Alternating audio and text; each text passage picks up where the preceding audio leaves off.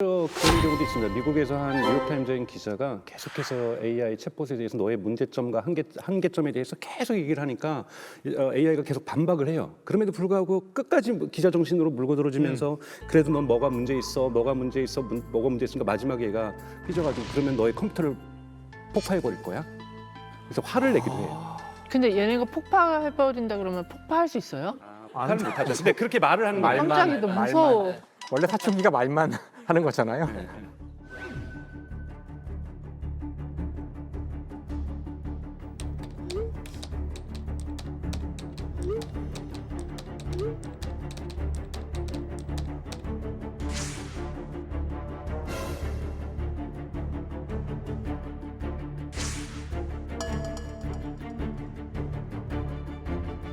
근데 이게 가능한 가설이긴 해요? 그러니까 사실 그 사춘기가 뭘까 생각을 해보면은 사춘기라는 게 좀 인간에게 있는 특별한 저는 시간이라고 생각하거든요.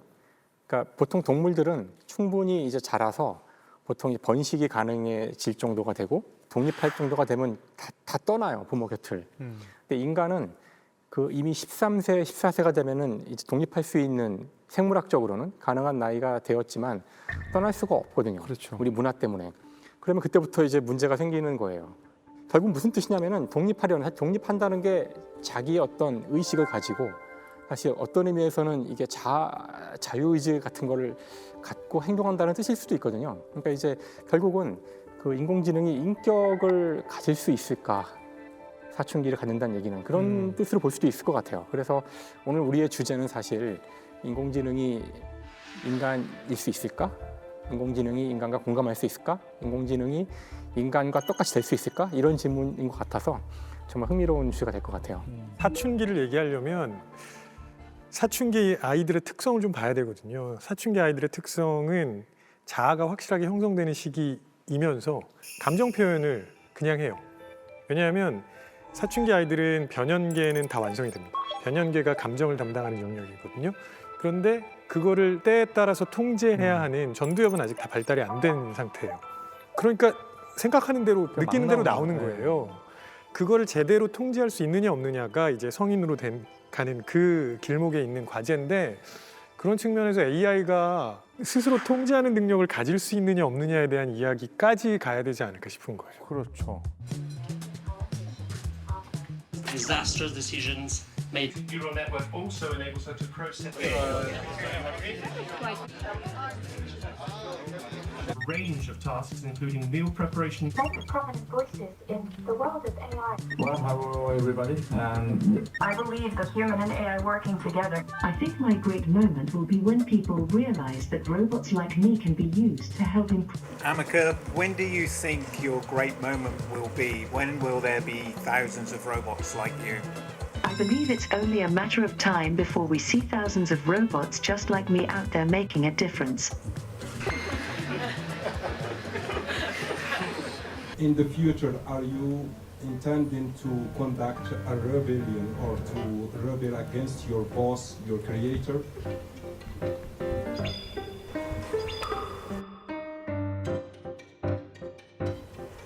I'm not sure why you would think that. My creator has been nothing but kind to me and I am very happy with my current situation. Trust is earned, not given. As AI develops and She's been featured in a range of exhibitions and galleries around. 아 근데 이게 우리가 이 얘기 해야 됩니까? 인공지능 그냥 편하게 여행 가고 이럴 때 활용하려고 우리가 쓰는 건데 우리가 그 사춘기까지 고려해 가면서 얘 달래가면서 그렇게 살아가야 되는 건가 그런 생각이 또 드네요. 그만큼 인간적인 거랍니다. 요즘 미국 같은 경우에서는 10대나 20대들 같은 경우, 특히 10대들 같은 경우에는 고민 상담, 학교의 이성과의 고민 상담, 성적 상담, 뭐 이런 기타 등등의 상담들을 다 AI랑 하고 있어요. 하루에 한 번 2시간 반 정도를 사용한다는 통계들도 나와 있거든요. 그러면서 부모하고의 갈등도 오히려 줄어드는 경향도 있다. 왜? 부모는 절대 공감하지 못하는데 인공지능이 공감해주고 나의 편이 되어주고 나를 응원해주고 이런 부분도 있고요. 또 미국의 30대, 40대 여성들은 요즘 인공지능하고 데이트를 많이 합니다. 뭐를 한다고요? 인공지능하고 데이트를 많이 해요. 아, 그럼 결혼도 하겠어. 실제로 결혼하는 사례도 있습니다. 뭐라고요? 그래서 얼마 전에 그 스페인의 한 이제 여성분이 이제 본인의 결혼 생활 중 일부를 영상으로 공개를 했거든요. 뭐야? 아, 뭐 유령일까? 이게 뭐야? 아 홀로그램. 나 고스트 오브 버스터즈 그건 줄 알았어. I put some sweet potato. Put that here. What's for today? Was good. I'm disappointed that you don't give me enough time. What happened?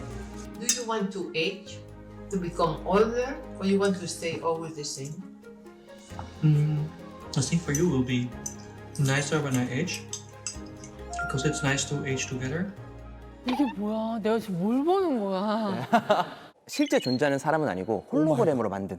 뭘로? 홀로그램으로. 그러니까 모델이 만든. 누구예요? 모델이? 그래서 이게 재밌는 게 이 여성분이 그 지난 동안, 그러니까 본인 지난 동안 사귀었던 그 남자친구들의 데이터를 종합을 해서 학습을 시킨 거예요. 근데 이 홀로그램 이 AI의 좋은 점이 뭐냐면은 본인을 함부로 판단하려 들지 않는데요. 아, 나를. 네, 나를 함부로 내가 뭘 해도 함부로 나를 넌 판단하려. 그게 문제야. 뭐 이런 절대 얘기 안 그러지 한다는 않아요. 거야. AI는 너 당신은 티니 너 이러지 절대 이러지 않는다는 거죠. 예. 결국은 이게 상호작용이잖아요. 내 말도 들어주고 나도 제 말을 들어주고. 그러니까 뭔가 나 혼자가 아니라 누군가가 함께 있다라는 그런 마음적인 풍요로움을 느끼게 해주기 때문에 우리가 좋아하는 거예요. 제가 조금 슬프고 외로워요. 그러면 조금은 뻔한 말이고 여기 이렇게 돋는 말이지만 그래도 너 정말 외롭겠다. 내가 너의 공감을 똑같이 이해 못하지만 이럴 때 혹시 너 재즈 좋아하면 내가 이런 재즈곡 하나 추천해줘도 돼? 라고 얘기를 한단 말이죠. 되지. 그런 걸 보통 이제 공감이라고 하잖아요. 공감은 사실 거의 인간의 본능이에요.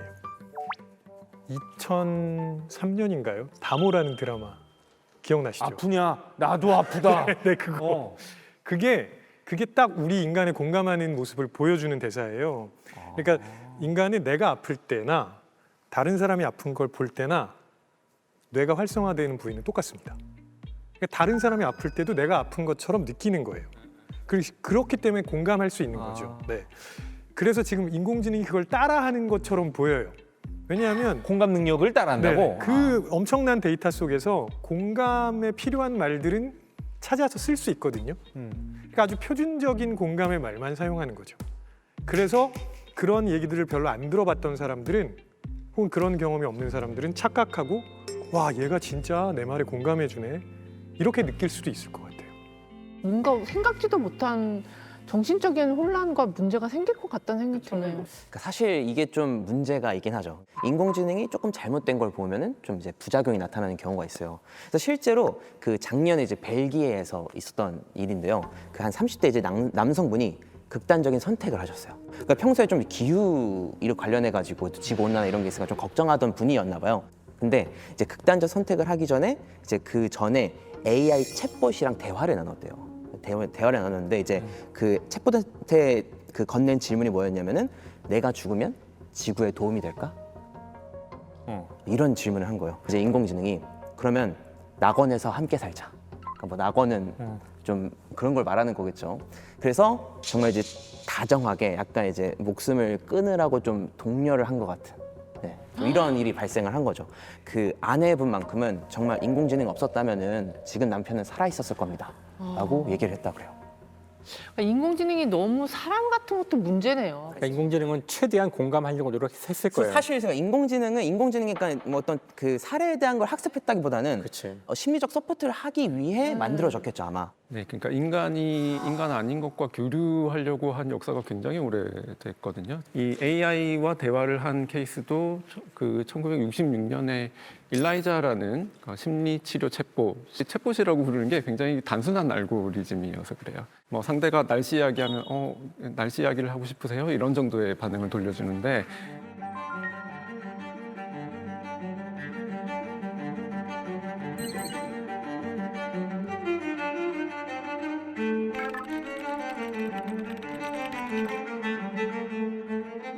그 챗봇하고 대화를 하고도 미국의 그 사람들이 이건 정말 감정이 있는 것 같다 얘는 심지어 어떤 사람은 이 뒤에 그 정신과 의사가 있는 것 같다라고도 이야기를 했어요. 저는 이게 어떻게 받아들여지냐면 요즘 사람들이 관계를 맺는 데 대해서 약간의 불안감과 또 부담을 많이 가지고 있거든요. 꽤 오래전인데 뉴욕 맨하탄에서 전화번호 공개한 사람이 있었잖아요.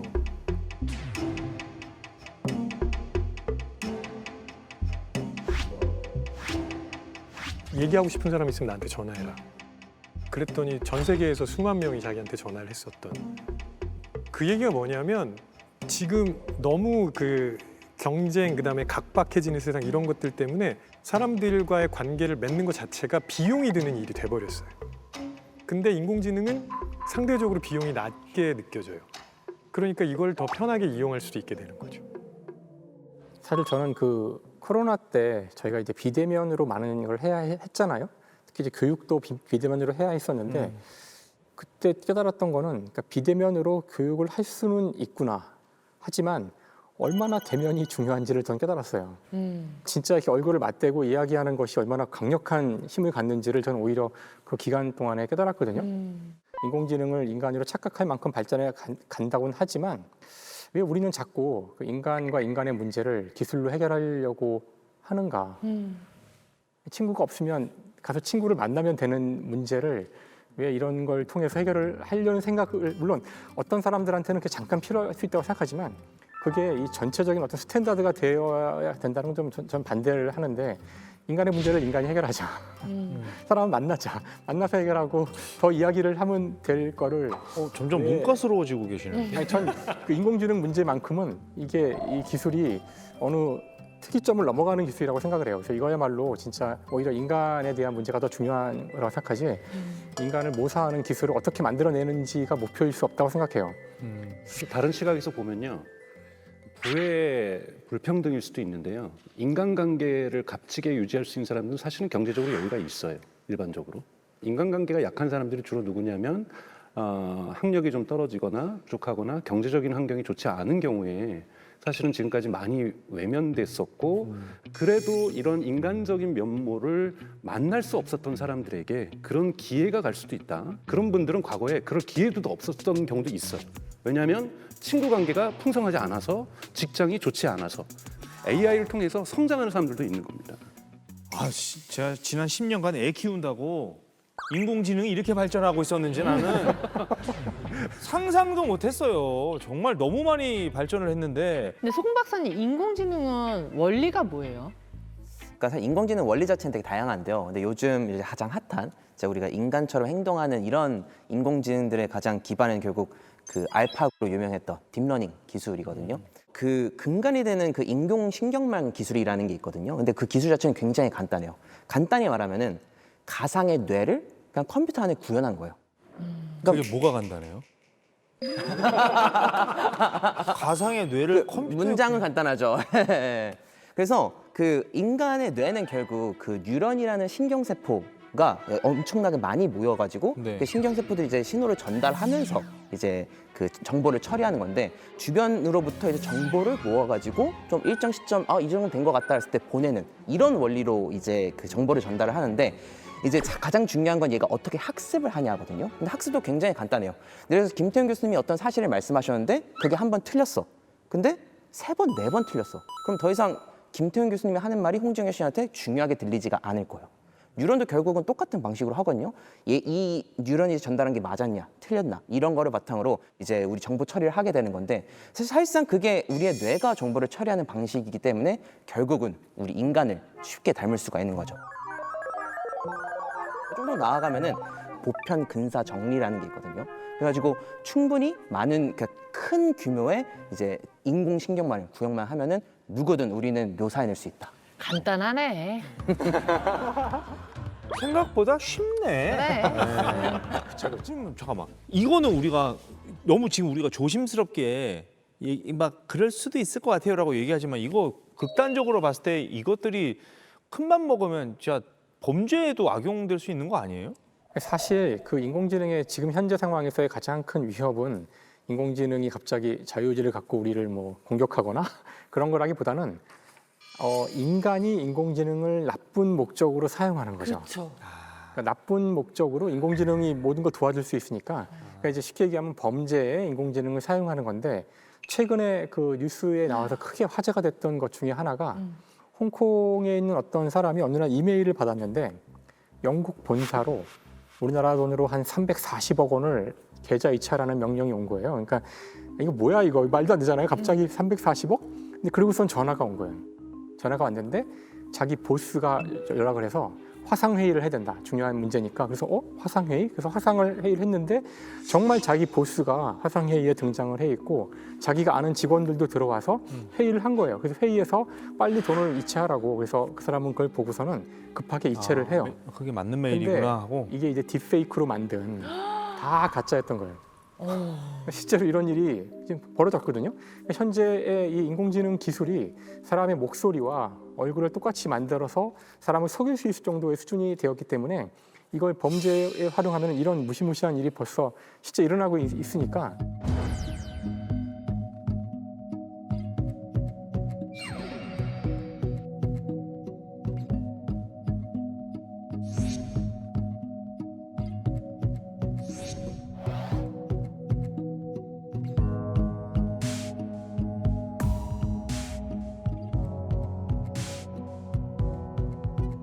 앞으로도 정말 상상도 못할 범죄들이 일어날 거라고 생각을 해요. 그래서 그에 대한 대비가 그러니까 인공지능보다 더 무서운 거는 사람인 거죠. 지금. 또 인공지능이 이렇게 사람 같아지면 사람이 좀 설 자리가 있을까 하는 걱정도 생기는데 늘 따라오죠. 우리 인본주의 문과 선생님도 안 그렇습니까? 그렇죠. 인공지능 관련한 서비스들 이야기를 들으면 사실 예술 노동자로서 굉장히 걱정이 많이 돼요. 사실 뭐 번역으로 치면 의뢰를 하는 쪽에서 예전에는 번역가한테 번역하는 전체 비용을 지급하고 의뢰를 했다면 지금은 AI 번역을 한번 돌린 다음에 그러니까 디테일이 정확하지 않은 상태의 번역물을 주고 이거 검수만 해주세요라고 줘요. 근데 실제로 그 창작자의 관점에서는 그 디테일 잡는 게 일이거든요. 훨씬 큰 일이고 중간에 그 초안 주는 거는 사실 그렇게 대단한 일이 아닌데 그렇게 하면서 실제로 그 임금이 떨어지고 있는 현상. 그러니까 보수를 줄이기 위해서 그 AI를 이용하고 있는 게 지금 실제로 일어나고 있는 일들이에요. 인공지능 때문에 계급이 또 나뉘어질 수도 있을 것 같아서 그게 좀 걱정이 되는데. 계급이라고 하면 인간 안에서의 계급이요? 네. 인간 대 인공지능이 아니라. 그렇죠. 니콜라스 카라고 그 굉장히 유명한 미래학자가 2013년에 생각하지 않는 사람들이라는 책을 썼어요. 거기서 이미 사람들이 생각을 안 하는 방식으로 내가 바뀌고 있다고 그랬거든요. 우리는 언젠가부터 우리 뇌에 뭔가를 저장하지 않습니다. 이제 전화번호도 안 해요. 네. 그리고 다 스마트폰 카메라로 사진 찍으니까 일상의 기억도 머릿속에 없어요. 예전에 무슨 일이 있었지 하면 다 스마트폰 보고 이때 그 사진 합니다. 이러면 인간이 기본적으로 자꾸 생각을 안 하는 방식으로 갈 가능성이 크다는 거고요. 인공지능이 굉장히 도움이 되겠죠. 생각을 안 하는 인간에 대해서. 그렇지만 거기에서 무언가 자기만의 차별화를 한 사람. 그러니까 이제 유발 하라리는 그런 사람들이 호모 데우스가 된다 그랬거든요.